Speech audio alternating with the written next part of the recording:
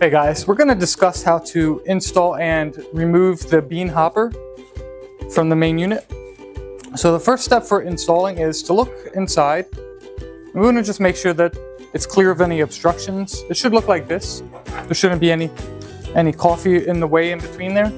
If so, just kind of brush it down. Make sure there's no other parts or anything else. And then the next step here is to locate this tab, and it'll have a white arrow above it. And that white arrow should line up with your unlock and lock figures here. So to install it, we're going to line up the unlock with the arrow.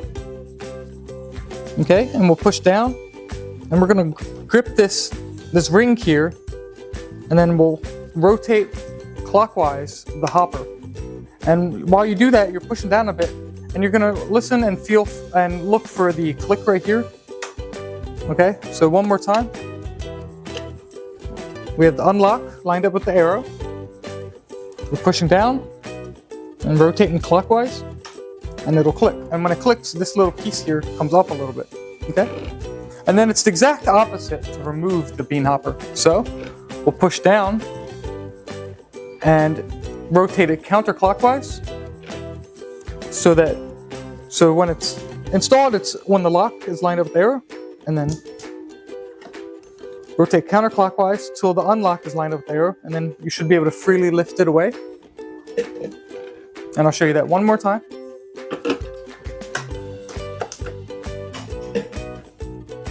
Alright guys, so if you want to maintain a very tasty and aromatic coffee, it's important to often remove any residual grounds that are inside. And so I'll go ahead and give you a demonstration of how to do that. So the very first thing you do when preparing to clean your machine is remove the power cord. So take that out. All right. Now that we know we have no power, now we may begin. All right. So next up, we'll push down on this and rotate counterclockwise and remove the bean hopper. We've demonstrated that in another video in detail, and you'll notice that closes there for you, so the beans won't spill out. So you don't need to dump these out. All right. Next, we'll move this because we're going to actually tilt the machine over. All right, so we have a container here to catch this mess. So what we're going to do is we're just going to dump this out.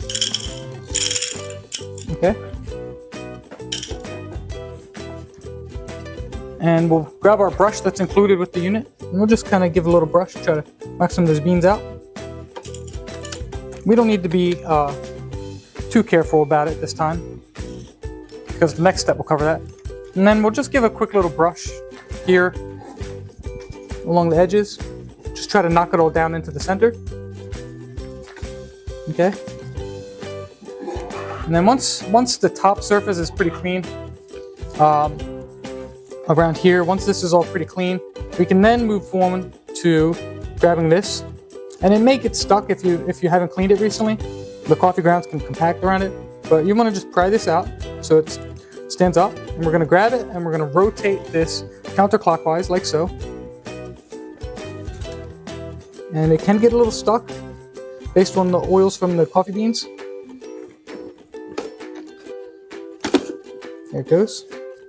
And that's the top half of your Conical Burr grinder. Okay. And then inside is the bottom half. Again, that's rotate counterclockwise to remove it. And our goal here is to just sweep everything down inside, either inside or out, but the idea is to get the actual pieces of that grinder clean. Okay? And so I'll just try to push everything down into the bottom.